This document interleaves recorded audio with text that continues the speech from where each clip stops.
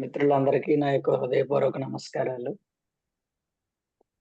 ఈరోజు గొప్ప పర్వదినం. ఆ పరమాత్ముడు, యోగేశ్వరుడు, బ్రహ్మవేత్త అయిన శ్రీకృష్ణ పరమాత్మ జన్మదినం.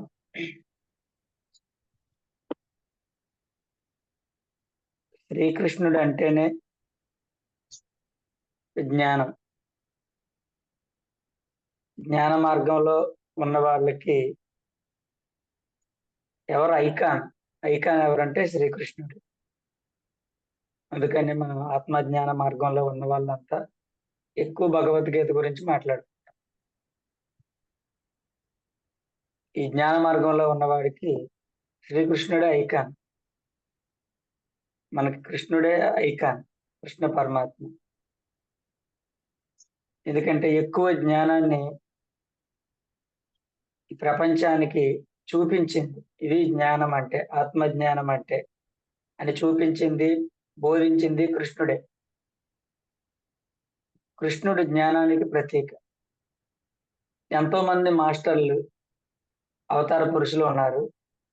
ఒక్కొక్కరు ఒక్కొక్క దానికి ప్రతీక. కృష్ణుడు జ్ఞానానికి ప్రతీక. ఆంజనేయుడు ధ్యానానికి ప్రతీక. అందుకని ఆంజనేయ స్వామి ఫోటో ఎక్కడున్న ధ్యానంలోనే ఉంటుంది. ఆంజనేయుడు అనగానే గుర్తొచ్చేది ధ్యానమే. బుద్ధుడు ఎన్లైటన్మెంట్ కి ప్రతీక, అంటే సరైన జీవన విధానానికి ప్రతీక.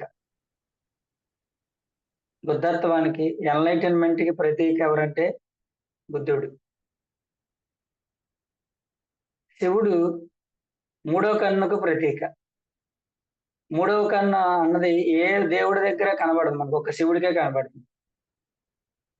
శివుడు అనగానే మూడవ కన్ను అందరికీ తెలుసు. చిన్నపిల్లలతో సహా మూడవ కన్ను ఎవరికి ఉంటుందంటే శివుడికని అందరూ చెప్తారు.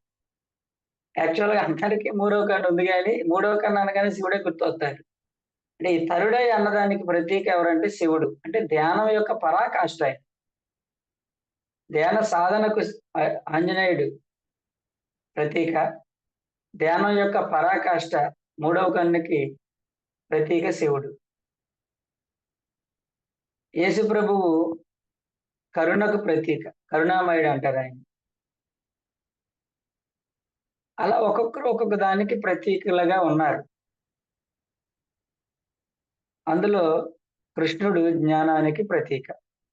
ఆత్మజ్ఞానం అనగానే వెంటనే ప్రతి ఒక్కరికి భగవద్గీత గుర్తొస్తుంది. అలాంటి ఈ రోజు కృష్ణ పరమాత్ముడి యొక్క పుట్టినరోజు, కృష్ణాష్టమి. ఈ శుభోదయాన్ని మనం ఆయన యొక్క జ్ఞానాన్ని, ఆయన్ని గుర్తు చేసుకోవడం మన అదృష్టంగా భావించాలి. మనం ఈరోజు కృష్ణుడి యొక్క భగవద్గీతలో చెప్పిన అజ్ఞాన సారంలో కొన్ని విషయాలు మనం తెలుసుకుందాము. నా పేరు శ్రీనివాస్ అండి. నేను స్కూల్ టీచర్గా పనిచేస్తున్నాను. పశ్చిమ గోదావరి జిల్లా భీమవరంలో ఉంటాను.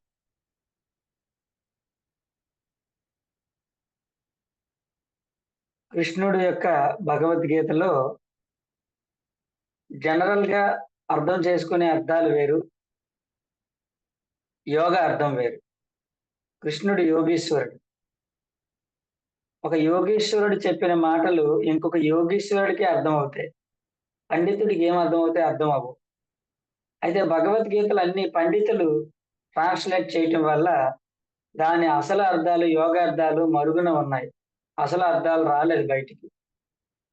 కానీ పత్రిసాల్ లాంటి యోగీశ్వరులు ఆ భగవద్గీత యొక్క అసలు అర్థాలను చెప్పి మనకి భగవద్గీత యొక్క జ్ఞానాన్ని సంపూర్ణంగా చెప్పడం జరిగింది. గీతాయనం, భగవద్గీత విజ్ఞాన సారం ద్వారా పత్రిసారు భగవద్గీతలో ఉన్న కొన్ని ముఖ్యమైన శ్లోకాలను తీసుకుని అందులో ఉన్న సారం అంతా చెప్పడం జరిగింది. ప్రతి ఒక్కరూ పత్రిజీ రాసిన శ్రీకృష్ణ అమృతం భగవద్గీత విజ్ఞాన సారం, అదే కొత్తగా ఇప్పుడు గీతాయనం అనే బుక్ లో వస్తుంది. అది తప్పకుండా చదివి ఆ భగవద్గీత సారాన్ని అంతా గ్రహించగలరని కోరుకుంటున్నాను. నాకు కూడా భగవద్గీత పట్ల ఆసక్తి కలిగింది పత్రిసారి రాసిన భగవద్గీత చదివాకే. ఇంత నాలెడ్జ్ ఇందులో ఉందా మనం ఎప్పుడు చూడలేదు. భగవద్గీత అంటే ఇదేదో ముసలి వాళ్ళకి, వయసు అయిపోయిన వాళ్ళకి లేకపోతే బాగా సంస్కృతం వచ్చిన వాళ్ళకి తప్ప మనకెందుకులే అనుకునేవాడిని. మనకి భగవద్గీత మనకి పని చేయదు అని. కానీ పత్రి సార్ రాసిన భగవద్గీత చదివిన తర్వాత ఇంత జ్ఞానం ఉంది ఇందులో. మనం భగవద్గీత చదవాలని నేను భగవద్గీత అప్పటి నుంచి చదవటం, బాగా నేర్చుకోవటం, ఆ విషయాలు అందరికీ చెప్పటం. అలాగే ఒక క్లాస్‌లో పత్రి సారు 701 శ్లోకాలు కూడా భగవద్గీతలో చదివిన వాళ్ళు ఎంతమందున్నారు చేతులెత్తండి అని. అందులో ఒకరిద్దరు ఎత్తారు. అప్పుడు పత్రి సారు, "మీ జన్మ వేస్ట్ మీరు చదవకపోతే. భూమి మీదకొచ్చి భగవద్గీత చదవకపోతే మీ బ్రతుకులు వేస్ట్" అన్నారు. అది విని నేను కూడా నిజమే గదా! మనం ఎన్నో పుస్తకాలు చదువుతున్నాం. భగవద్గీత చదవట్లేదు. భగవద్గీత ఏవో కొన్ని శ్లోకాలు చదువుతున్నాం. అలా కాదు. ప్రతి శ్లోకం మనకు తెలియాలి అసలు ఏముందో భగవద్గీతలో అని ఒక 4 రకాల భగవద్గీతలు పెట్టుకొని, పత్రి సార్ భగవద్గీత పెట్టుకొని, గోరఖ్‌పూర్ వారి గీతా ప్రెస్ వారిది పెట్టుకొని, విద్యాప్రకాశానందగిరి గీతా మకరందం ఇలా 3 భగవద్గీతలు దగ్గర ఉంచుకొని, ప్రతి శ్లోకాల్ని రాస్తాను నేను అని నిర్ణయించుకొని, శ్లోకం, ఆ శ్లోకాన్ని ఎలా విడదీయాలి పదచ్ఛేదము, దాని ప్రతి పదార్థం, ప్రతి పదానికి అర్థం రాయటం, అలాగే దాని యొక్క తాత్పర్యం, అర్థం ఏంటి, తర్వాత నెక్స్ట్ ఏమో దానిలో వివరణ. కొంతమంది కొన్ని వివరణలిచ్చారు. ముఖ్యమైన వివరణలన్నీ కూడా రాద్దామని మొదలుపెడితే, నేను ఒక 1 ఇయర్‌లో లేదా 6 మంత్స్‌లో కంప్లీట్ అయిపోతుంది. 700 శ్లోకాలు ఎంతో అనుకున్నాను. కానీ అది పూర్తయ్యేసరికి 4 సంవత్సరాలు పట్టింది. 2016లో స్టార్ట్ చేశాను. 2020కి పూర్తయినాయి. 4 పుస్తకాలయ్యాయి. అదెందుకో మధ్యలో కొన్ని రోజులకి ప్రతిరోజు మార్నింగ్ లేచి 1, 2 శ్లోకాలు రాసేవాడిని. 2016 నుంచి. కానీ మధ్యలో 4 రోజులు గ్యాపొచ్చేది కొన్ని రోజులు. విషయం ఏంటంటే ఈ గ్యాప్ తర్వాత ఏదో ఒక అనుభవం వచ్చేది నాకు ఈ గ్యాప్‌లో. ఆ అనుభవమే నెక్స్ట్ డే శ్లోకంలో కనబడేది. అప్పుడు అనుకున్నాను ఇంత పవర్ ఉంది ఇందులో భగవద్గీతలో. మనకి ఓన్లీ బ్లైండ్‌గా రాసుకుపోవడమే కాదు, దాంతో పాటు ఒక అనుభూతిని, అనుభవాన్ని కూడా ఇస్తున్నారు మాస్టర్లు అని అర్థమైంది. తర్వాత నాకు కూడా పత్రి సార్ ఒకసారి భగవద్గీత ధ్యాన యజ్ఞం అయ్యింది. ఆయన అలా వస్తున్నారు. నేను ఇలా వెళ్తున్నాను. నా దగ్గరికొచ్చారు సడెన్‌గా. "ఏమయ్య ఎలా ఉంది?" అన్నారు. "చాలా బాగుంది సార్. బాగా చెప్పారంటే." ఇప్పుడన్నారు, "మనం భగవద్గీత అడ్డం పెట్టుకొని దంచుకోవచ్చయ్యా మనం. భగవద్గీతతో చెబితే ఎవరు ఏం చెప్పడానికి లేదు. అడ్డు చెప్పడానికి లేదు. ఏదైనా మనం దంచుకోవచ్చయ్యా" అన్నారు. "షూర్ సార్" అన్నాను. అప్పటి నుంచి ఆయన చెప్పిందేంటంటే, మనం ఏదైనా సబ్జెక్ట్ చెప్తాము. భగవద్గీత లో ఉందని చెప్తే ఎవరైనా నమ్మాల్సిందే. ఎందుకంటే అది ప్రామాణిక గ్రంథం. మనకి భారతదేశానికి ప్రామాణిక గ్రంథం ఏదంటే భగవద్గీతే. కాబట్టి భగవద్గీతలో ఉన్న జ్ఞానం మనకి పనికొస్తుంది. మనం పక్కవాడికి చెప్పడానికి కూడా పనికొస్తుంది. అయితే ఈరోజు కొన్ని ముఖ్యమైన విషయాలు గుర్తున్న మట్టుకు, తెలిసిన మట్టుకు చెప్పుకుందాము. మొట్టమొదట మనిషికి శత్రువు భయం. ఈ ఆధ్యాత్మిక మార్గంలోకి రావడానికి, ప్రయాణించడానికి మొట్టమొదటి శత్రువు ఎవరు అంటే మనిషికి భయమే మొదటి శత్రువు. ప్రాపంచిక జీవితంలో అయినా, ఆధ్యాత్మిక జీవితంలోనైనా మొట్టమొదటి శత్రువు మనిషికి భయము. మనం జయించాల్సింది ఎవరినంటే భయాన్ని జయించాలి మనం. భయం అనేది మనిషిని కృంగతీస్తుంది. ఆలోచించనీయకుండా చేస్తుంది. ఎదగనీయకుండా చేస్తుంది. సంతోషం లేకుండా చేస్తుంది. భయం అనేది నిజానికి మనం భయపడాల్సింది ఏమీ లేదు. కానీ భయం మనమే సృష్టించుకుంటాం. జీవితంలో ఎదురైన సంఘటనలకి. అక్కడ ఏమి భయపడాల్సింది ఏమీ లేదు. కానీ భయంతో మనం అన్నీ కోల్పోతూ ఉంటాం. నిర్వీర్యులుగా మారిపోతాం. కాబట్టి మొట్టమొదటి శత్రువు భయము. అర్జునుడు కూడా ఈ యుద్ధం నేనిప్పుడు ఎలా చేయాలి? వీళ్ళందరూ చనిపోతారు. మా చుట్టాల, బంధువులందరినీ చంపాలంటే భయపడ్డాడు. అంతవరకు ధీరుడిగా ఉన్న వ్యక్తి భయంతో గాంధీవాన్ని వదిలిపెట్టినప్పుడు, అప్పుడు కృష్ణుడు అర్జునుడు అన్నీ చెప్తూ ఉంటే అన్ని మాటలు విని, "ఇంక చాలులే ఆపు నువ్వు. ఇంత పిరికివాడిలా మారిపోయావేంటి?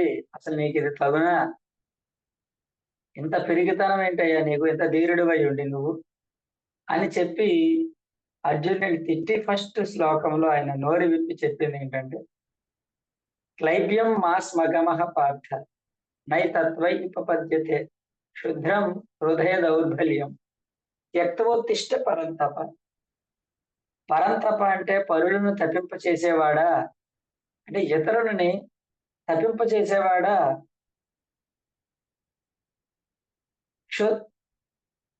క్లైబ్యం, క్లైబ్యం అంటే పిరికితనం. మాస్ మగమ పొందవద్దు నువ్వు. నువ్వు పిరికితనాన్ని ఎందుకు పొందుతున్నావు నువ్వు? క్లైబ్యం మాస్ మగమ పార్థ నైతత్వ ఉపపద్యతే. ఇది నీకు, నీలాంటి వీరుడికి, నీలాంటి ధీరుడికి నా ఉపపద్యత అంటే అసలు తగదు. మామూలు సాధారణ మనిషి పిరికితనంగా ఉన్నాడంటే అదొక అర్థం. నీలాంటి ధీరుడు నువ్వు పిరికితనాన్ని పొందడం అనేది అసలు ఎట్టి పరిస్థితుల్లో నీలాంటి వాడికి తగదు ఇది. ఒక జ్ఞానికి పిరికితనం తగదు. ఒక ధీరుడికి ఎలాగైతే పిరికితనం తగదో, ఒక జ్ఞానికి కూడా, జ్ఞానికి శత్రువు జ్ఞాన మార్గంలో ముముక్షువు యొక్క శత్రువులు, మొదటి శత్రువు భయమే. భయం అనేది నిన్ను ముందుకు వెళ్ళనివ్వకుండా చేస్తుంది. చాలా మంది ధ్యానంలోకి వస్తారు, భయపడుతూ ఉంటారు. ఏమైపోతామో, వీళ్ళు నన్ను ఎక్కడికి తీసుకెళ్ళిపోతారో, నా సంసారం ఏమైపోద్దో, నేను ఇందులోకైనా వెళ్ళిపోతానేమో, నన్ను అందరూ ఏమనుకుంటారో ప్రజలు, నేను సన్యాసిని అయిపోయాను అనుకుంటారేమో, రకరకాల ఆలోచనలతో భయపడుతూ వాళ్ళందరూ భయపెడతారు నేను.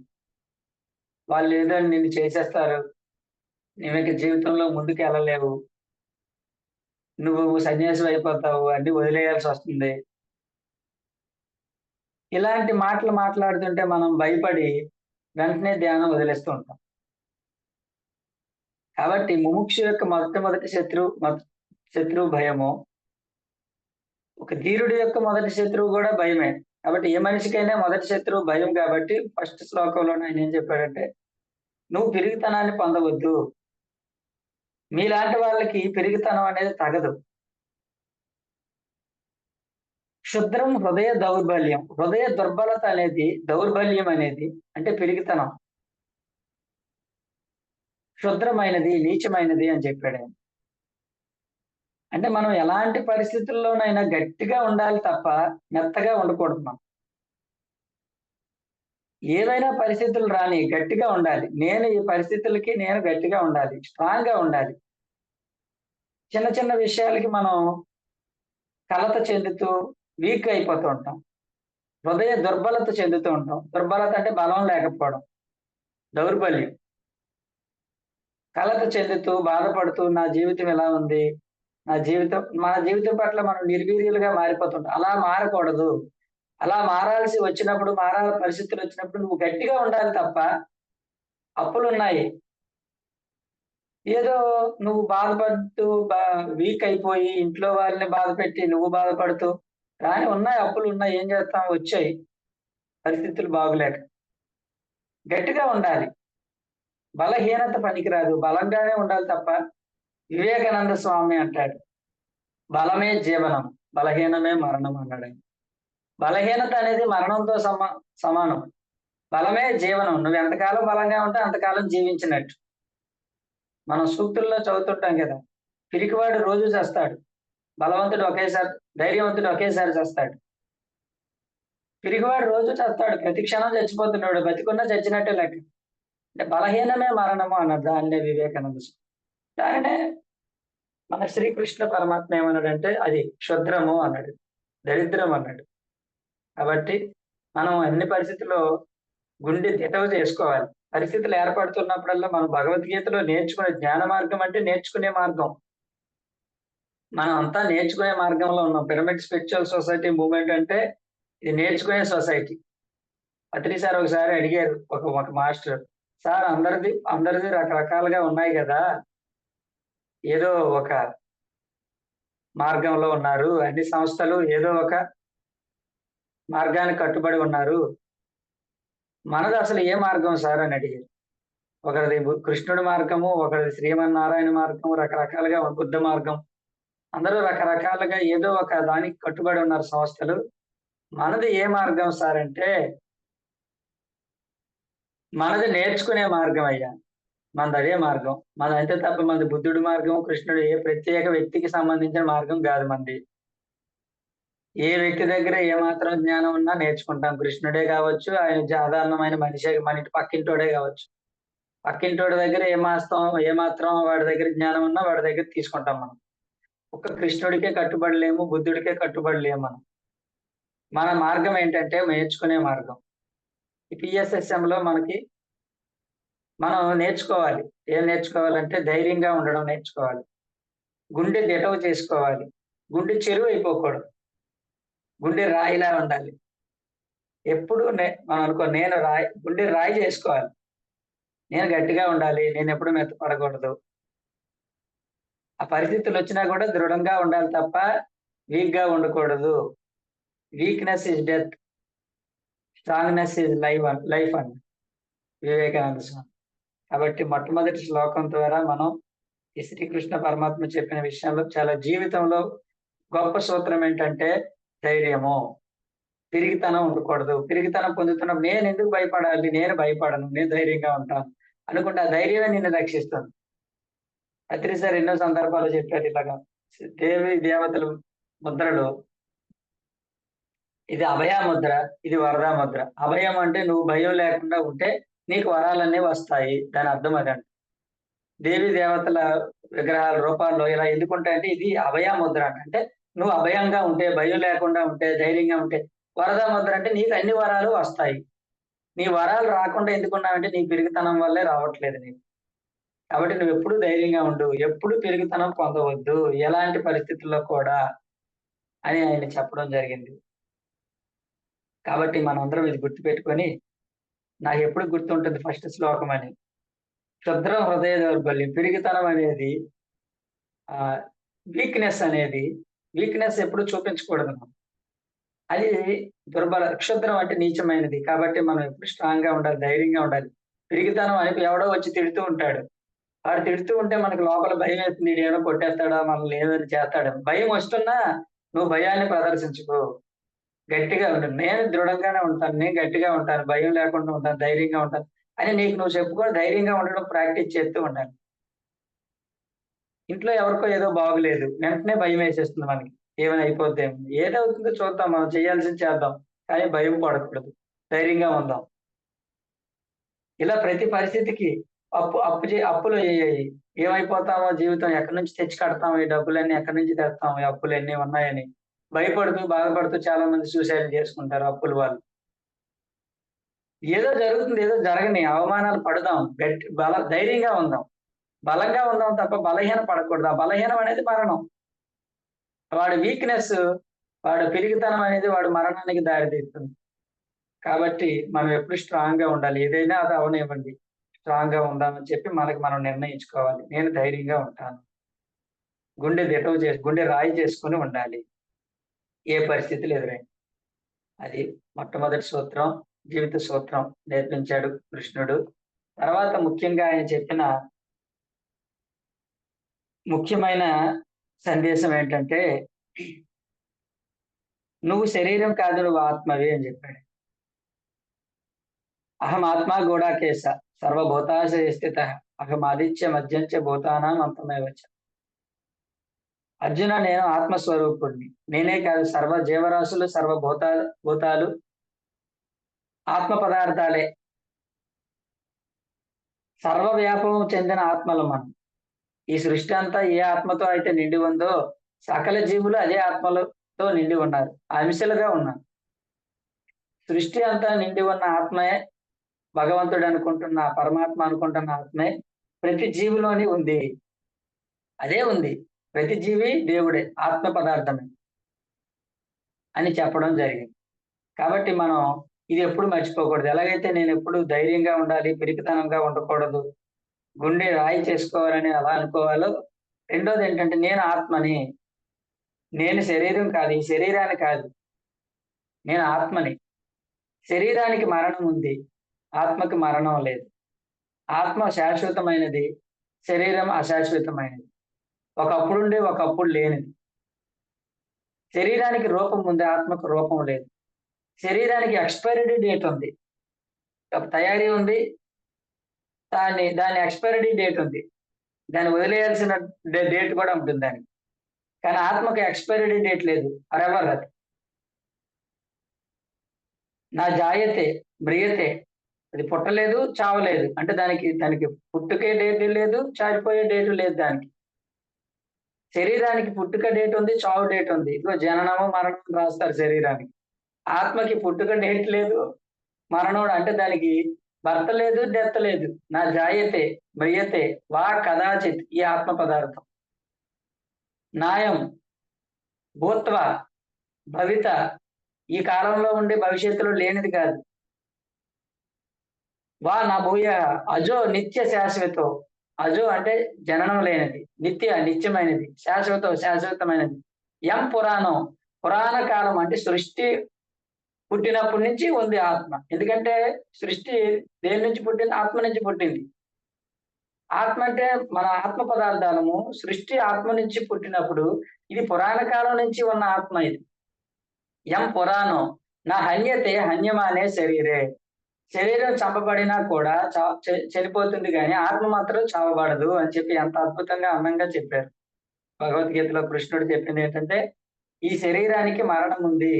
ఆత్మకు మరణం లేదు. ఆత్మ ఎప్పుడూ ఉంటుంది. మనము ఆత్మలము, కానీ శరీరాలం కాదు. శరీరం అనేది ఒక వస్త్రం లాంటిది మాత్రమే. వాతాంసి జీర్ణాని యదా విహాయ నవాని గృహ్ణాతి నరోపరాణి తదా శరీరాన్ని విహాయ జీర్ణాని అన్యాని సంయాతి నవాని దే. ఈ ఈ శరీరం అనేది ఒక వస్త్రంతో పోల్చాడు. వస్త్రం తొడుక్కుంటాం, వదిలేస్తాం. తొడుక్కుంటాం, వదిలేస్తాం. రోజుకొక వస్త్రాన్ని తొడుక్కొని వదిలేసినట్టు జన్మకొక తొడుక్కొని వదిలేస్తుంటాం. దేహానికి, వస్త్రానికి ఏం తేడా లేదు. ఇది తొడుక్కొని వదిలేసినట్టే ఈ శరీరాన్ని తొడుక్కొని వదిలేస్తాం. తొడుక్కోవడం, వదిలేయడం ఉంది తప్ప శరీరం అనేది దానికి శాశ్వతమైనది కాదు. మనం శరీరాన్ని ఈ చొక్కాని చూసుకొని ఇదే నేను అనుకుంటే తప్పు. చొక్కా నేను కాదు. నేను వేరే. నేను ఈ చొక్కా లోపల ఉన్నాను. చొక్కాని ధరించి ఉన్నాను నేను. అలాగే ఈ ఈ కనిపిస్తున్న ఈ శరీరము నేను కాదు. ఈ శరీరాన్ని ధరించి ఉన్నది నేను. ఆ ధరించిన వాడినే ఆత్మని నేను. ఈ శరీరం అనేది ఎప్పుడోకప్పుడు మార్చేస్తాను, వదిలేస్తాను జీర్ణం అయిపోయిన తర్వాత. జీర్ణం అన్యాన్ని సంయాతి నవాని దేహి. శరీరం వస్త్రము జీర్ణం అయిపోయిన తర్వాత, చినిగిపోయిన తర్వాత, పాతదైపోయాక ఎలా వదిలేస్తామో ఈ శరీరం కూడా ముసలిదైపోయిన తర్వాత, జీర్ణం అయిపోయిన తర్వాత, పట్టుతో కోల్పోయిన తర్వాత దీన్ని వదిలేస్తాం. ఒక వాహనాన్ని ఎలాగైతే దాన్ని పూర్తిగా శిథిలమైపోయినప్పుడు దాన్ని వదిలిపెట్టి కొత్త వాహనాన్ని కొనుక్కున్నట్టు మనం వాహనం కాదు, వాహనదారులం మనం. వాహనదారులం అంటే ఆత్మ అనేది వాహనదారుడు. క్షేత్రము, శరీరం అనేది క్షేత్రము, ఆత్మ అనేది క్షేత్రజ్ఞుడు. శరీరం అనేది ప్రకృతి, ఆత్మ అనేది పురుషుడు. ప్రకృతిని నడిపించేవాడు పురుషుడు. ఈ సృష్టి అనేది ప్రకృతి, సృష్టిని నడిపించే భగవంతుడు పురుషుడు. ఆ పురుషుడే ఈ పురుషుడు. అక్కడ పురుషుడు సృష్టిని నడిపిస్తున్నాడు, ప్రకృతిని నడిపిస్తున్నాడు. ఇక్కడ ఈ పురుషుడు ఈ శరీరం అనే ప్రకృతిని పంచభూతాలతో ఏర్పడే ప్రకృతి. ఇది చిన్న ప్రకృతి, అది బృహత్ ప్రకృతి. అది మొత్తం సృష్టి అంతా వ్యాపించి ఉన్న ప్రకృతి. ఇది చిన్న ప్రకృతి. అది పరమాత్మ, ఇది జీవాత్మ. ఇది సేమ్ మెటీరియల్, అంతే తేడా. కాబట్టి అక్కడ ఏది ఉందో ఇక్కడ అదే ఉంది. ఆ పరమాత్మ ఈ జీవాత్మ. పరమాత్మకి జీవాత్మకి ఏం తేడా లేదు. అక్కడ బృహత్తుగా అంటే అంతా వ్యాపించి ఉంది. ఇక్కడ ఒక చిన్న శరీరంలో ఉంది, అంతే తేడా. కాబట్టి పరమాత్మ వేరు, జీవాత్మ వేరు కాదు. పరమాత్మ, జీవాత్మ. జీవాత్మ అంటే చిన్నగా ఉంటుంది, పరమ అంటే పెద్దది. కోపము, పరమ కోపము, శాంతము, కోపము, పరమ కోపం అంటే కోపం అంటే చిన్న కోపం, పరమ కోపం అంటే మహాకోపం, శాంతము, పరమ శాంతం లాగా ఆత్మ, పరమాత్మ రెండు ఒకటే. కానీ ఇది చిన్నది, అది పెద్దది. రెండు ఒకటే. రెండిటికి తేడా లేదు. కొంచెం బృహత్తుగా వ్యాపించి ఉన్నదాన్ని పరమాత్మ అంటాం. ఇలాంటి విషయాలన్నీ మనకు భగవద్గీతలో చెప్పడం జరిగింది. కాబట్టి బేసిక్ గా మనకి ఇవ్వబడిన జ్ఞానం ఏంటంటే, నేను ఆత్మని. ఇది ఎప్పుడు మర్చిపోకూడదు మనం. నేను ఆత్మని, నేను ఎప్పుడూ ఉంటాను. ప్రస్తుతానికి ఈ శరీరంలో ఉంటూ ఈ నాటకాన్ని ఈ నాటకంలో ఉన్నాను నేను. ఈ నాటకంలో అనేక పాత్రలు పోషిస్తున్నాను నేను.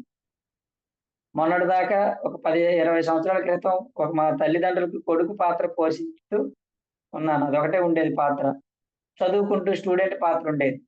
ఆ పాత్ర చేశాం. కొంచెం పెద్దయ్యాము, ఉద్యోగం వచ్చింది. ఇప్పుడు ఉద్యోగం పాత్ర టీచర్ పాత్ర పోషించాల్సొచ్చింది. కొత్త పాత్ర వచ్చింది. తల్లిదండ్రులు కొడుకుగా ఉంటూనే టీచర్ పాత్ర. తర్వాత పెళ్లయింది. భర్త పాత్రలోకొచ్చాను.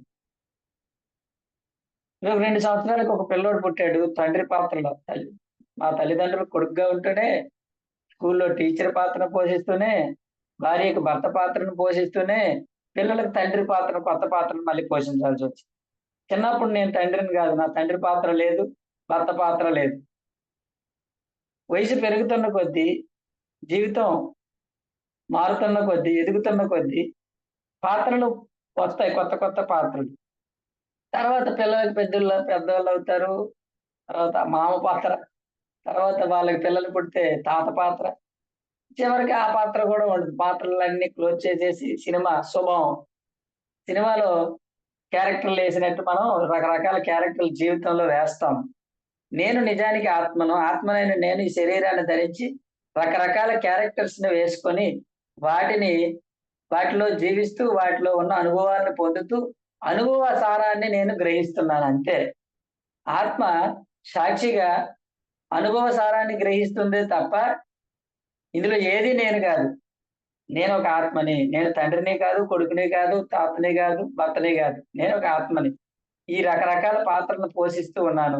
అన్ని పాత్రలు అయిపోయిన తర్వాత, ఈ సినిమా అంతా అయిపోయిన తర్వాత ఎంతకాలం ఉంటుంది సినిమా? సినిమాకి ఎలాగైతే ఒక 2 గంటలున్నట్టే దీనికి 60 సంవత్సరాలు, 70 సంవత్సరాలు ఈ సినిమా అయిపోయిన తర్వాత శుభం అని చెప్పేసి హాయిగా ఈ ఈ ఈ పాత్రను ముగించుకొని, ఈ నాటకాన్ని ముగించుకొని హాయిగా మళ్ళీ ఏ లోకాల నుంచి అయితే వచ్చామో ఆ లోకాలకి హాయిగా వెళ్ళిపోతాం.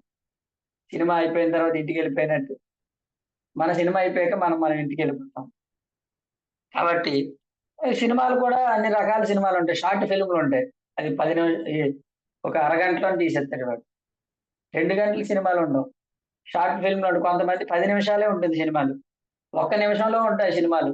నిమిషంలో అన్నీ చూపించేస్తాడు వాడు. అలాగా మన సినిమాలు కూడా అందరి సినిమాలు 2 గంటలు 80 సంవత్సరాలు, 100 సంవత్సరాలు ఉండవు. ఒకడు 100 సంవత్సరాల సినిమా ఎత్తాడు. ఒకడేమో 60 సంవత్సరాలు ఎత్తాడు. ఒకడు 40 సంవత్సరాల్లోనే సినిమా క్లోజ్ చేసేస్తాడు. షార్ట్ ఫిల్మ్ వాడు. ఇంకొకడు ఇంకా షార్ట్ ఫిల్మ్ 10 ఇయర్స్‌కెళ్ళిపోతాడు. వాడికి 10 ఇయర్స్‌తోనే ముగిసిపోయిద్ది వాడి నాటకం. ఈ ఫిల్ములు ఎలా ఉన్నాయో చిన్న చిన్న ఫిల్ములు, పెద్ద పెద్ద ఫిల్ములు, మన ఫిల్ములు గూడా అంతే. రకరకాలుగా మన మన సినిమాను మనం వేసి వెళ్ళిపోతాం. ఇదొక నాటకం మాత్రమే అని గ్రహించాలి మనం. అది గ్రహించినప్పుడే సత్యాన్ని గ్రహించాలి. నిజానికి మనం ఈ నాటకంలో ఏ పాత్రలు మనం గాదు. ఇది నేను గాదు. నేను ఆత్మని. పరమాత్మ నుంచి వచ్చాను. ఇక్కడ నేను అనుభవ సారాన్ని పొందుతూ నేను కూడా పరమాత్మనవుతాను. ఒక తల్లి నుంచి వచ్చిన బిడ్డ మళ్ళీ తల్లవుతుంది. ఎలాగవుతుందో పెరిగి పెద్దదయ్యాక. అలాగే ఈ పరమాత్మ నుంచి వచ్చిన అంశాత్మ అనేక జన్మలెత్తి ఎదిగి, ఎదిగి, ఎదిగి తిను కూడా పరమాత్మ అవుతుంది. అంటే తిను కూడా కొంతమంది బిడ్డలను కంటుంది. కొన్ని జీవాత్మని సృష్టించి ఈ భూమి మీదకి వదులుతుంది. అప్పుడు తను పరమాత్మగా పైలోకాల్లో ఉంటుంది. పరమాత్మలు పైన ఉంటాయి. కిందకి రావు. తన అంశాలను కిందకి పంపుతాయి. సూర్యుడు పైనుంటాడు. ఆ సూర్యుడు భూమి మీదకి రాడు. కానీ తన సూర్య కిరణాలకి భూమి మీదకి వదులుతాడు. సూర్యకిరణాలంటే జీవాత్మలు, సూర్యుడంటే పరమాత్మ అనుకోవచ్చు. కాబట్టి భగవద్గీత ద్వారా మనం తెలుసుకోవాల్సిన గొప్ప సారం ఏంటంటే మనము ఆత్మ గూఢాకేశ అంటే పరమాత్ముడినైన నేను ఆత్మస్వరూపుడిని. సర్వజీవుల్లోనే నేనే వ్యాపించి ఉన్నాను. సూర్యుడు అంటాడు నేను అన్ని లోకాలకి అన్ని గ్రహాలకి నేనే పంపిస్తున్నాను నా సారాన్ని. సూర్యుడు రాడు. సూర్యకిరణాలు వస్తాయి భూమి. సూర్యుడన్నా, సూర్యకిరణాలన్నా ఒకటే కదా! ఆ వెలుగే ఈ వెలుగు. సూర్యకిరణాలంటే అదే వెలుగు. సూర్యుడంటే ఏంటి? ఆ వెలుగు, ఆ వేడి అంతా వస్తుంది కదా ఇక్కడికి. సూర్యుడంటే మళ్ళీ సూర్యుడు రావాలేంటి భూమి మీదకి. సూర్యుడొచ్చినా, సూర్యకిరణాలొస్తే సూర్యుడు వచ్చినట్టే. అలాగే మన పరమాత్మ వేరు, మనం వేరు కాదు. మనం జీవాత్మ వచ్చిందంటే పరమాత్మ వచ్చినట్టే. ఆ జీవాత్మే పరమాత్మ కాబట్టి. కాబట్టి పరమాత్మ అక్కడి నుంచి జీవాత్మలు పంపిస్తుంది. అలా మనందరము జీవాత్మలుగా వచ్చాం. కానీ మనం కూడా పరమాత్మలుగా ఎదుగుతాము అని తెలుసుకోవాలి. అది ముఖ్యంగా ఆయన చెప్పిన సారం ఏంటంటే, మనము ఆత్మ పదార్థాలము. ఈ శరీరం అనేది ఒక వస్త్రం లాంటిది అని తెలుసుకోవాలి. ఆత్మకి ఎప్పుడు ఉంటుంది, మరణం లేదని తెలుసుకోవాలి. ఎప్పుడు శాశ్వతంగా ఉండేవాళ్ళం మనం. చచ్చినా చావము అని తెలుసుకోవాలి. చావు అనేది శరీరానికే గాని ఆత్మకి చావు లేదు. మనం చచ్చినా చావము అనేది మనం అర్థం చేసుకోవాలి భగవద్గీత ద్వారా. అలాగే తర్వాత కర్మలు ఎలా చెయ్యాలో కూడా భగవద్గీతలో చెప్పారు. బ్రహ్మణ్యాదాయ కర్మాణి. దానికంటే ముందు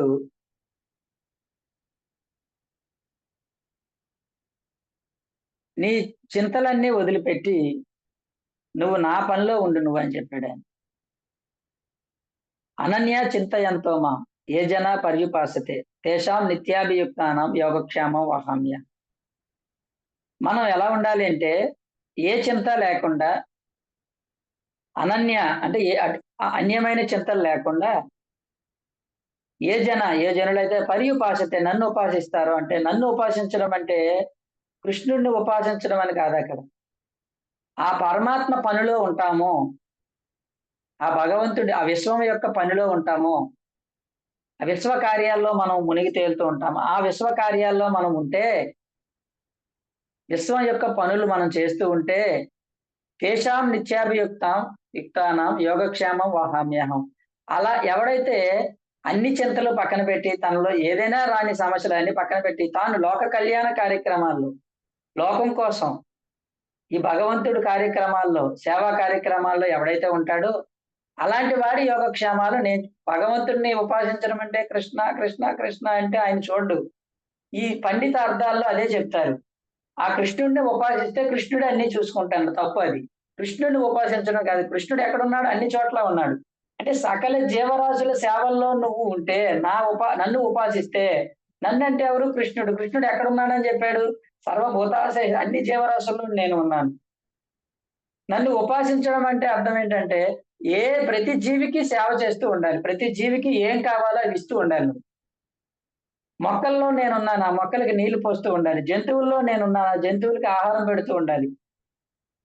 మనుషుల్లో కూడా నేనున్నాను. ఆ మనుషులకి ధ్యానం చెప్తూ ఉండాలి. జ్ఞానాన్ని నువ్వు అందిస్తూ ఉంటే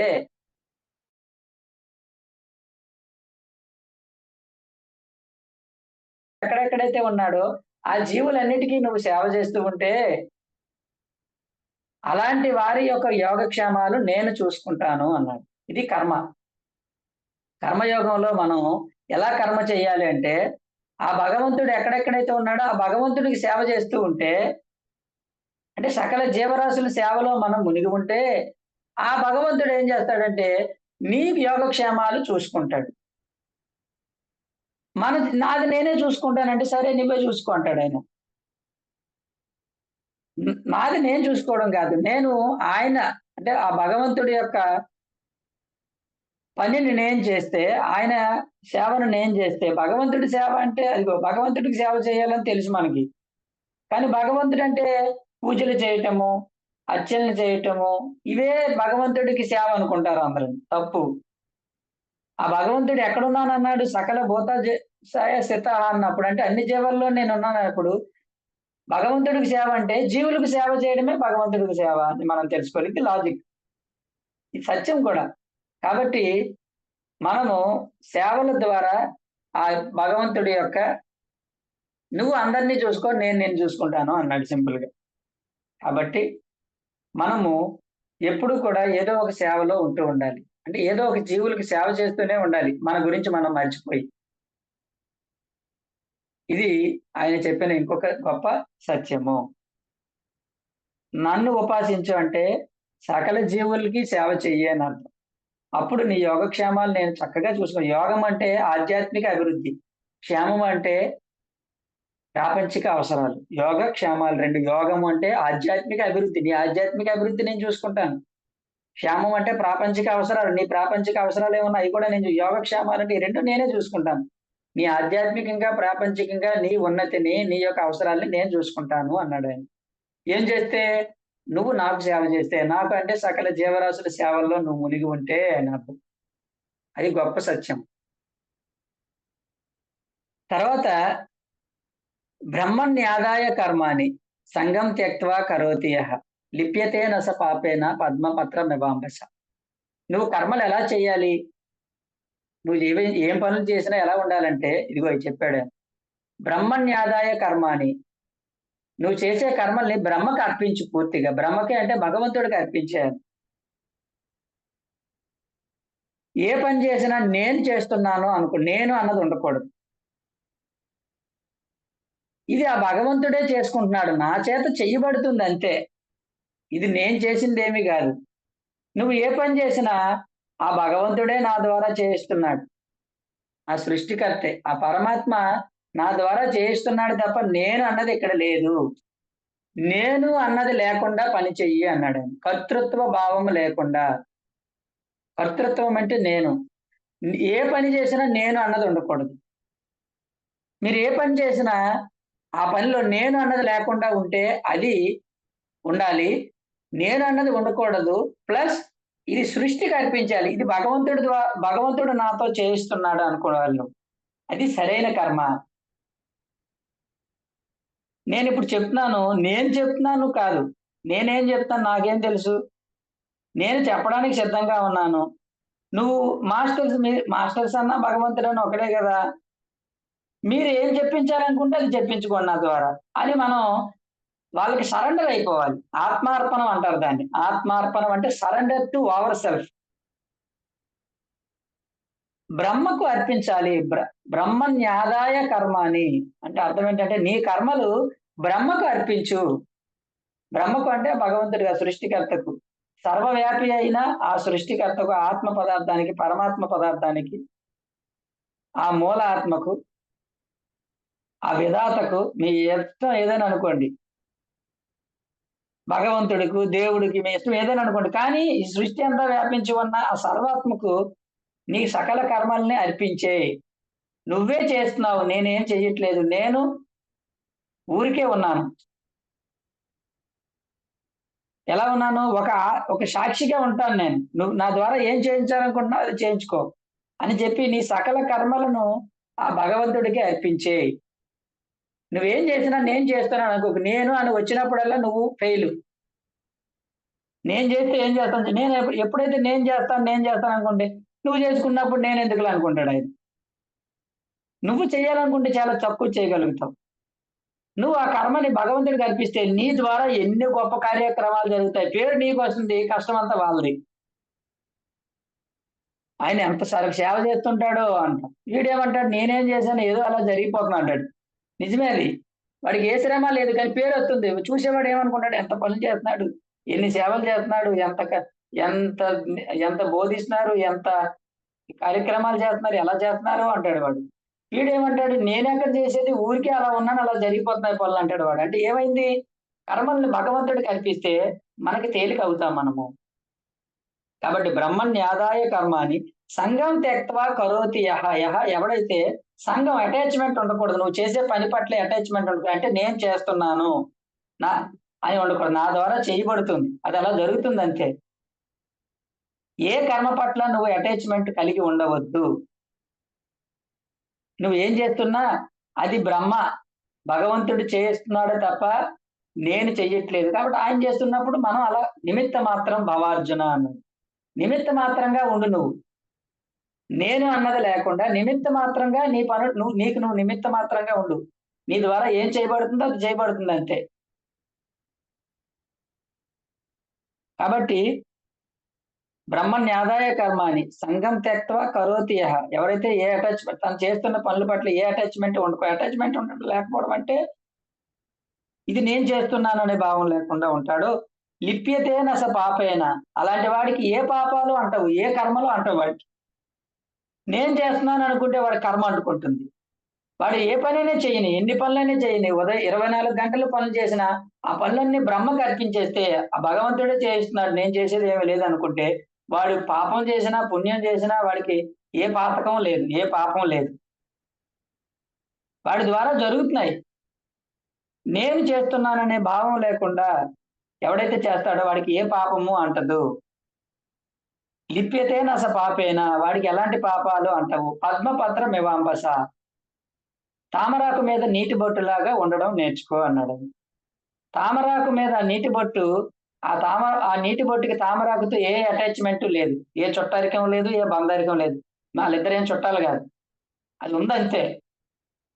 కానీ తామరాకు మీదే ఉంటుంది గానీ, తామరాకు మీదతో చుట్టరికం, బంధరికం పెట్టుకోలేదు ఆ నీటి బొట్టు. ఉన్నంత సేపు ఉంటుంది, పోయినప్పుడు పోతుందది. అంటుకొని లేదు. తామరాకుని అంటుకొని లేదు. తామరాకు మీదే ఉంది గానీ అంటుకొని లేదు. అలాగే మనం కూడా కర్మలు చేస్తూ ఉంటాం గానీ, ఏ కర్మకు అంటుకొని ఉండకు. నేను చేస్తున్నాను, నా వల్లే జరిగింది అని అనుకోకు నాయనా. నువ్వు అన్ని కర్మల్ని భగవంతుడికి అర్పించేసి హాయిగా ఉండు. అప్పుడు నువ్వు ఎంత హాయిగా ఉంటావో మనం, అంతా ఆయనే చేసుకున్నప్పుడు మనకెంత హ్యాపీ. కాబట్టి నువ్వు సకల కర్మలను ఆయనకి అర్పించు అని చెప్పాడు. అంటే ఏమి చేయకుండా కూర్చోవడం గాదు. అకర్ముడుగా ఎప్పుడూ ఉండకు. కర్మబద్ధుడుగా ఉండాలి తప్ప అకర్ముడుగా ఉండకు. నియతం కురు కర్మత్వం. కర్మ జ్యాయో అకర్మణః అన్నాడు. నియతం కురు కర్మత్వం అంటే నీకు నియమించబడిన కర్మలు నువ్వు చెయ్యి. నీ ఆత్మస్థితికి ఏ కర్మలు నియమించబడ్డాయో, తమోగుణంలో ఉంటే తమోగుణ కర్మలు, రజోగుణంలో ఉంటే రజోగుణ కర్మలు, సాత్విక గుణంలో ఉంటే ఆ కర్మలు. నువ్వు నిర్గుణుడుగా ఉంటే ఈ కర్మలు. నియతం కురు కర్మత్వం అంటే నీకు నియమించబడిన కర్మలు చెయ్యి. నీ ఆత్మస్థితిని బట్టి ఎప్పుడు ఖాళీగా ఉండకు. ఏదో ఒక కర్మ జ్యాయో అకర్మణః. ఏదో కర్మలో ఎప్పుడు ఉండాలి తప్ప అకర్ముడుగా మాత్రం ఎప్పుడు అంటే ఏ పని చేయకుండా ఉండకు. శరీర యాత్రాపి అన్నాడు. అంటే ఈ శరీరము యాత్ర జరగాలంటే కర్మలు చేయాల్సిందే. అకర్ముడుగా ఉంటే శరీర యాత్ర కూడా ఆగిపోద్ది. కాబట్టి ఈ శరీర యాత్ర ఎందుకు మొదలైంది? కర్మ కోసం మొదలైంది కాబట్టి, ఈ శరీర యాత్ర అనేది కొనసాగాలంటే ఖచ్చితంగా నువ్వు కర్మలు చేసి ఉండాలి. తక్కువ కర్మలు చేయడం కంటే ఎక్కువ కర్మలు చేయడమే మేలు. ఎక్కువ కర్మలు చేస్తే ఎక్కువ అనుభవం వస్తుంది నీకు. అకర్ముడుగా ఉండకూడదు. ఎక్కువ కర్మలు చేస్తూ ఉండు. ఏదో ఒకటి చేస్తూ ఉండు. ఏదో ఒక అనుభవం వస్తుంది నీకు. కొత్త కొత్త కర్మలు చేస్తూ, కొత్త కొత్త పనులు చేస్తూ ఉండాలి తప్ప, అకర్ముడుగా ఎప్పుడూ ఉండకూడదు. నువ్వు అకర్ముడుగా ఉంటే, నీ యొక్క లైఫ్ జర్నీ ఆగిపోతుంది అక్కడితో. నీ లైఫ్ జర్నీ దేనితో కర్మతో స్టార్ట్ అవుతుంది. నాకు ఏ కర్మ లేదనుకుంటే అయిపోయింది నీ జర్నీ. శరీర యాత్ర కూడా కర్మ వల్లనే కొనసాగుతుంది కాబట్టి, అకర్ముడుగా ఎప్పుడూ ఉండకు. కర్ముడుగా ఉండు. నీకు నియమించబడిన కర్మలు, నీ ధర్మానికి నీది ఏదైతే స్వీయ స్వధర్మం ఉందో, నీ స్వధర్మో నిధనం శ్రేయః. పరధర్మ భయావహ. నీ స్వధర్మం ఏదైతే ఉందో అదే శ్రేయస్కరమైనది. పరధర్మో భయావహ. ఎంత గొప్పదైనది అయినా కూడా పరధర్మం ఎప్పుడు స్వీకరించకు నువ్వు. పరధర్మం అనేది నీకు కూడదు. నువ్వు చెయ్యలేనివాడు. టీచింగ్ నీకు చేతకానప్పుడు టీచింగ్ చేయకూడదు. అది నీ ధర్మం కాదు. ఎవరికైతే టీచింగ్ చేతనవునో వాడే టీచింగ్ చేయాలి. అప్పుడు అది వాడి స్వధర్మం. నీ స్వధర్మం ఏంటి? నువ్వు క్లాసులు నిర్వహించడం నీ స్వధర్మం. నాకు క్లాసులు నిర్వహించడం రాదసలు. నేనెప్పుడు క్లాసులు పెట్టినా ఎవడు రాడు. నాకు పెట్టడమే రాదు. అందుకని నేనెప్పుడు క్లాసులు పెట్టను. ఏవో కొంతమందిని గ్యాదర్ చేసి ధ్యానం చెప్తాను తప్ప, క్లాసులు నిర్వహించలేను. నా ధర్మం అది కాదు. నాకు చెప్పడం వచ్చు. ఇది నా స్వధర్మం. కాబట్టి నా స్వధర్మంలో నేనుంటాను. ఎవడో పిలిస్తే క్లాస్ చెప్తాను నేను. ఆడు ఏర్పాటు చేస్తాడు నిర్వహించేవాడు. నాకు నిర్వహించడం రాదు. కానీ నాకు చెప్పడం వచ్చు కాబట్టి వాడికి చెప్పడం రాదు. వచ్చినా వాడు చెబితే అంత ఎఫెక్టివ్‌గా ఉండకపోవచ్చు. అది చెప్పేవాడి ధర్మం ఉంటుంది. పెట్టేవాడి ధర్మం ఉంటుంది. కాబట్టి ఎవడి ధర్మం స్వధర్మంలో వాడుండాలి. అంతే తప్ప నాకు పెట్టడం, క్లాసులు నిర్వహించలేకపోతున్నాను, నేను పెడితే ఎవడు రావట్లేదని బాధపడక్కర్లే. ఎందుకంటే అది నా స్వధర్మం కాదది. నీ స్వధర్మం ఏంటో అది నువ్వు చెయ్యి. ఒకడు క్లాస్ పెట్టడు, ఏమి చేయడు గాని అక్కడ హెల్ప్ చేస్తూ ఉంటాడు. కుర్చీలు సర్దడం, ఇలాంటి పనులు చేస్తూ ఉంటాడు. అది బెస్టే కదా!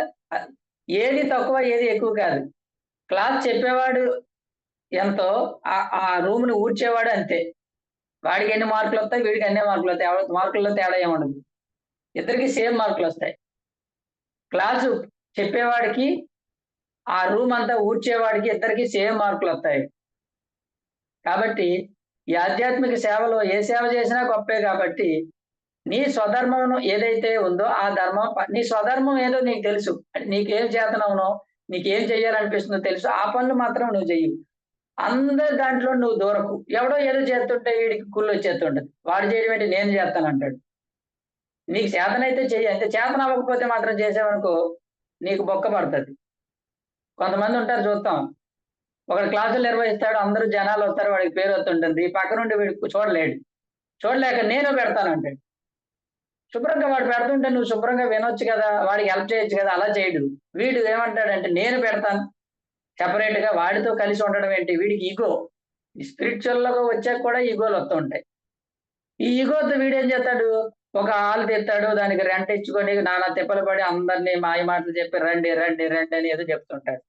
నానా తిప్పలు పడతాడు. అద్దెలు కట్టుకొని ఎందుకొచ్చిన తిప్పలయి చెప్పండి? వాడికి హెల్ప్ చేస్తే ఇంకొంత అంతా బరువు కలిసి ఉంటే కలదు సుఖం. కలిసి పని చేసుకోవాలి గాని, విడిపోయి ఏం పని చేస్తావు నువ్వు? వాడు కట్టలేక కొన్నాళ్ళకి మళ్ళీ మూసేస్తాడు దాన్ని. అంటే వీడు ప్రెస్టేజ్ కోసం, నేను చెయ్యాలని చెయ్యడం కోసం. అంటే నీ ధర్మం కాదది. సంతోషించాలి. పక్కవాడు ఆధ్యాత్మికంగా ఎదుగుతుంటే సంతోషించాలి తప్ప, మనం అసూయ పడకూడదు. నువ్వు అసూయ పడితే నువ్వు ఆధ్యాత్మికంగా ఎదగనట్టు. అసూయ అన్నది ఆధ్యాత్మికగా దిగజారుడుతనానికి సూచిక. ఎప్పుడు అసూయ ఉండకూడదు మనకి. ఎవరైనా ఆధ్యాత్మికంగా ఎదుగుతుంటే నువ్వు సంతోషించాలి. అబ్బా! ఎంత బాగా చేస్తున్నాడని నువ్వు సంతోషించి నువ్వు వాడికి హెల్ప్ చేసావనుకో ఏం తక్కువ నీకు? ఆధ్యాత్మికతలో ఏ పేర్లు లేవు, ప్రఖ్యాతులు లేవు. ఉన్న పేరు పోగొట్టుకోవడానికి వచ్చాం మనం. నేను అన్నది లేదు అని చెప్పాడు కృష్ణుడు. నేను అన్నది లేకుండా చేసుకోవడానికి వచ్చి ఇంకా మళ్ళీ నేను నేనేంటి? ఏంటి నేను? నేను అన్నది జీరో. నేను అన్నదానికి ఏమి ఐడెంటిటీ లేదు. నేను అన్నది జీరో చేసుకోవడమే ఆధ్యాత్మికత. నేను అన్నది లేనప్పుడు ఇంక నీకు పేరేంటి చెప్పండి? ఉన్న పేరన్నది పీక్కోవడానికి, దాన్ని తుడుచుకోవడానికి వచ్చాం ధ్యానంలోకి. మళ్ళీ ఇక్కడికొచ్చాక నా పేరు రావాలి. నా పేరు ఎవడు చెప్పట్లేదు అంటే నీకు పేరు లేకుండా చేసుకోవడం కోసమే వచ్చాం ఆధ్యాత్మికం. ఇంకా మళ్ళీ పేరెందుకు నీకు? కాబట్టి నేను అన్నది లేకపోవడమే ఆధ్యాత్మికత. నేను అన్నది లేకుండా చేయాలి. చెప్పాను కదా! బ్రహ్మణ్యాదాయ కర్మాణి సంఘం త్యక్త్వా కరోతి యః. నేను అన్నది లేకుండా చెయ్యి.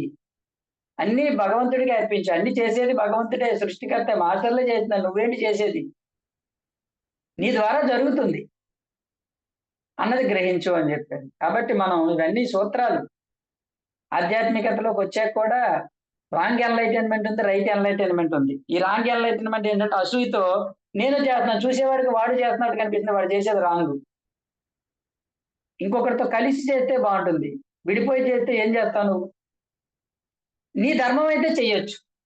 అది నీ ధర్మం అనుకో కరెక్టే. నాకిది చెయ్యాలనిపిస్తుంది. అసూయ లేదు గాని నాకు అసూయ లేదు వాడి మీద. కానీ నేను కూడా కొత్తగా ఒక క్లాసులు ఏర్పాటు చేసి, కొత్త వాళ్ళని పిలిచి అందరికీ నేర్పించాలనుంది. అది తప్పు లేదు. అందరితో కలిసే చేయక్కర్లేదు గాని. అసూయతో చేసేది రాంగ్. అసూయ లేకుండా నీ లోపల నుంచి అంతరంగం నుంచి నేను చెయ్యాలి, అందరిని పిలిచి క్లాసులు పెట్టాలని అనిపించింది. అప్పుడు నువ్వు చెయ్యొచ్చు. అది నీ స్వధర్మమే. అంతేగాని వాళ్ళ మీద అసూయతో మనం చేస్తే అది స్వధర్మం గాదు. పరధర్మాత్ అనుష్ఠిత. శ్రేయాన్ స్వధర్మో విగుణః పరధర్మ భయావహ.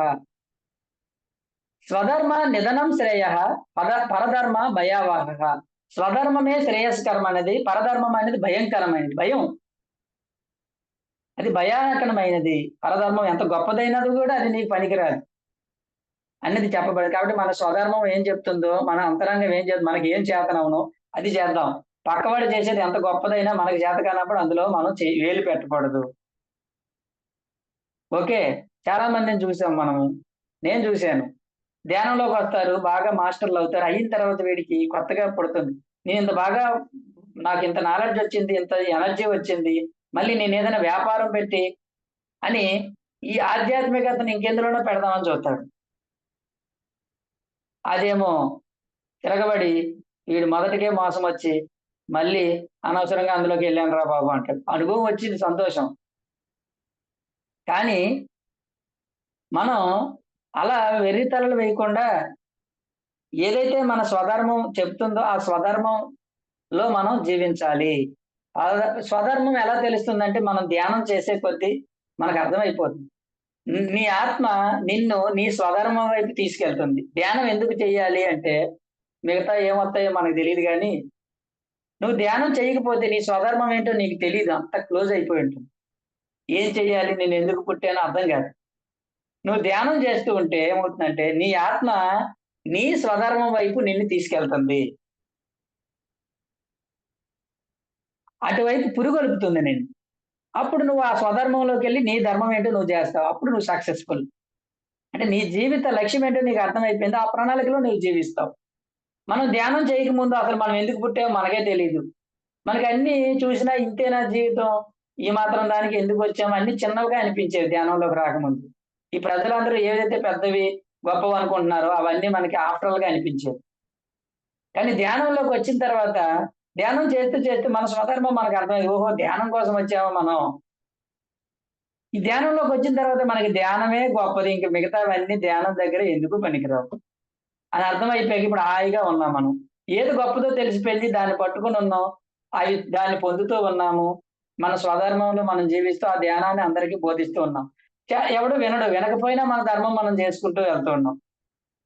మన స్వధర్మంలో మనం హాయిగా ఉన్నాం. ఇప్పుడు నాకు ధ్యానంలోకి రాకముందు అసలు ఏదో ఉంది జీవితానికి నాకు అనిపించేది. అసంతృప్తిగా ఉండేది. అన్నీ బాగుండేది. చదువు ఉంది. అన్నీ బానే ఉన్నాయి. ఉద్యోగం ఉంది గానీ సాటిస్ఫాక్షన్ ఉండేది కాదు. ఈ ధ్యానంలోకి వచ్చిన తర్వాత ఒక సంవత్సరం, 2 సంవత్సరాలకి టీచింగ్ చేసిన తర్వాత నాకు అర్థమైపోయింది. ఓహో! ఇదే మనకి ఇందులో ఆనందం వచ్చింది నాకు. బ్రహ్మానందం. ఆనందం వస్తుంది అంటే అర్థం ఏంటంటే అది నీ స్వధర్మము. ఆనందం లేదు అంటే అది నీ స్వధర్మం కాదు. నాకిందులో ఆనందం వస్తుంది. ఇంకా చెప్పాలి, ఇంకా చెప్పాలి. ఎక్కడికెళ్ళైనా చెప్పాలి. అందరికీ చెప్పాలి. అంటే నాకు తెలుసుకోవడం బాగా పుస్తకాలు చదవటం, అందరి దగ్గర అన్ని కాన్సెప్ట్‌లు వినడం బాగా ఇష్టం నాకు. వింటాను నేను. విని ఇవి చెప్పడం బాగా ఇంట్రెస్ట్ నాకు. అంటే నా స్వధర్మం ఇది టీచింగ్. స్పిరిచ్యువల్ సైన్స్ టీచింగ్ నా స్వధర్మం అర్థమైపోయింది. ఇప్పుడు చక్కగా మనం ఏం చేస్తున్నాం, ఎవరు పిలిచినా క్లాస్‌లో హ్యాపీగా చెప్తున్నాం. బద్ధకించకుండా. దేనికి బద్ధకం? మనకి ఇష్టమైంది ఎందుకు బద్ధకించాలి మనం? ఇష్టం ఇది. అవకాశం రోజు పడుకుంటున్నాం. ఒక గంట క్లాస్ చెప్పుకుంటే ఎంత ఆనందం మనకి. కాబట్టి ఇది స్వధర్మమే శ్రేయస్కరమైనది. పరధర్మం వద్దు. నీతం కురు కర్మత్వం. స్వధర్మో నిధనం శ్రేయః పరధర్మ స్వనుష్ఠితాత్. అంటే గొప్పదైనదైనప్పటికీ, అనుష్ఠించదగినదైనప్పటికీ పరధర్మం వద్దు. స్వధర్మే నిధనం నిధనం శ్రేయః పరధర్మ భయావహః. నీ స్వధర్మమే శ్రేయస్కరము. పరధర్మం పట్ల అది భయంకరమైనది కాబట్టి దాని జోలికి వెళ్ళకని చెప్పాడు. నీతం కురు కర్మత్వం కర్మ జ్యాయో హ్యకర్మణం. నీకు నియమించబడిన కర్మలు చెయ్యు. అకర్ముడుగా ఎప్పుడు ఉండకు. కర్మలు చేస్తూ ఉండు అని చెప్పాడు. నువ్వు చేస్తున్న కర్మలని దేనికి అర్పించాలి? ఆ భగవంతుడికి అర్పించి నువ్వు హాయిగా ఉండు. అంతా ఆయన ద్వారా చేయబడుతుందే తప్ప నేను చేసేదేమీ లేదనుకున్నప్పుడు, చక్కగా నువ్వు ఈ ఆధ్యాత్మిక మార్గంలో ఉన్నతంగా సాగుతూ ఉంటావు. ఇలా భగవద్గీతలో ఆధ్యాత్మిక మార్గంలో జీవించే వాడి జీవితం ఎలా ఉండాలో అద్భుతంగా చెప్పారు. అలాగే నహి జ్ఞానేన సదృశం పవిత్రమిహ విద్యతే తత్ స్వయం యోగ సంసిద్ధః కాలేనాత్మని విందతి. ఈ భూమి మీదకొచ్చాము, వెళ్ళిపోతాము. వచ్చి పట్టుకెళ్ళాలి దేన్నో ఒకదాన్ని. దేన్ని పట్టుకెళ్ళాలి అంటే ఈ భూమి మీద అన్నిటికంటే విలువైనది, గొప్పదైనది ఏదో వస్తువు ఉందో దాన్ని పట్టుకెళ్ళాలి మనం. ఏంటి ఈ భూమి మీద విలువైనది అంటే నహి జ్ఞానేన సదృశం పవిత్రమిహ విద్యతే. ఇహ అంటే ఈ లోకంలో జ్ఞానానికి సదృశం అంటే సరి సమానమైన దానితో పోల్చదగినంత పవిత్రమైన వస్తువు ఏదీ లేదు అన్నాడు. అంటే ఈ భూమి మీద అన్నిటికంటే ఏది గొప్పది అని నువ్వు ప్రశ్న వేస్తే దానికి ఆన్సర్ ఏంటంటే జ్ఞానము. ఆత్మ జ్ఞానమే అన్నిటికంటే గొప్పది. కాబట్టి దేనితో తిరిగెళ్ళాలి నువ్వు? ఎళ్ళినప్పుడు ఆత్మ జ్ఞానంతోనే తిరిగెళ్ళాలి. తత్ దానిని స్వయం స్వయం యోగ సంసిద్ధః. నువ్వు యోగ సాధనలు చేయడం ద్వారా సంసిద్ధః అంటే దాన్ని పొందుతావు. నువ్వు యోగ సాధన ధ్యాన యోగం, స్వాధ్యాయ యోగం, సజ్జన సాంగత్య యోగాలు చేస్తే నీ ఆత్మ ఏదైతే ఆత్మజ్ఞానం అనే వస్తువు ఉందో, అనే గొప్ప విలువైన పవిత్రమైనది ఉందో ఈ భూమి మీద అది నువ్వు పొందుతావు. అది కూడా ఎలా పొందుతావు? వెంటనే పొందేవు. కాలేనాత్మని విందతి. నువ్వు ఎంత బాగా చదువుకున్నా 10థ్ క్లాస్ పాస్ అయినట్టు ఉద్యోగం ఇచ్చేస్తాడంటే ఎవడైనాను. ఫస్ట్ ర్యాంక్ వచ్చింది ఇవ్వడు. కాలక్రమంలో ఇంకా ఇస్తాడు. నువ్వు ఇంకా చదువు ఉంది నీకు. చదువుతూ ఉంటే కాలక్రమంలో వస్తుంది ఉద్యోగం. అలాగే నువ్వు ఎంత గొప్ప సాధన చేసినా వెంటనే నీకు ఆ బ్రహ్మజ్ఞానము, ఆత్మజ్ఞానం వచ్చేదు. ఈ భూమి మీద అన్నిటికంటే విలువైనది ఆత్మజ్ఞానము. అలాంటి ఆత్మజ్ఞానాన్ని యోగ సాధనల ద్వారా పొందాలి అని చెప్పాడు. ఎలా పొందాలి? స్వయం, తత్ అంటే దానిని, స్వయంగా నువ్వే స్వయం యోగ సంసిద్ధః.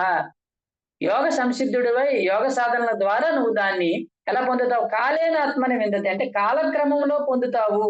వెంటనే పొందవు. సాధన చేస్తున్న కొద్దీ, చదువుతున్న కొద్దీ, వింటున్న కొద్దీ కాలక్రమంలో నీకు ఆత్మజ్ఞానం సంక్రమిస్తుంది. వెంటనే వచ్చేదు. మేడం టైం అయిపోయింది. టైం అయింది సార్. కొంచెం 2 మినిట్స్ లో క్లోజ్ చేస్తారా? Yes madam. కనుక మనము ఏది పొందాలి ఈ భూమి మీద అంటే ఆత్మజ్ఞానాన్ని పొంది వెళ్ళాలి. ఆత్మజ్ఞానం కూడా యోగ సాధనలు చేస్తూ చేస్తూ చేస్తూ ఉన్న కొద్దీ కాలక్రమంలో మనం పొందుతూ ఉంటాము. వెంటనే పొందలేము. ఒక చిన్న పిల్ల ఉందనుకోండి, తనకు తల్లి అవ్వాలని ఉంది, అయిపోద్దా వెంటనే? దానికి సమయం పడుతున్నట్టే ఒక మనిషి సాధనలు స్టార్ట్ చేసిన వెంటనే జ్ఞాని అవ్వలేడు.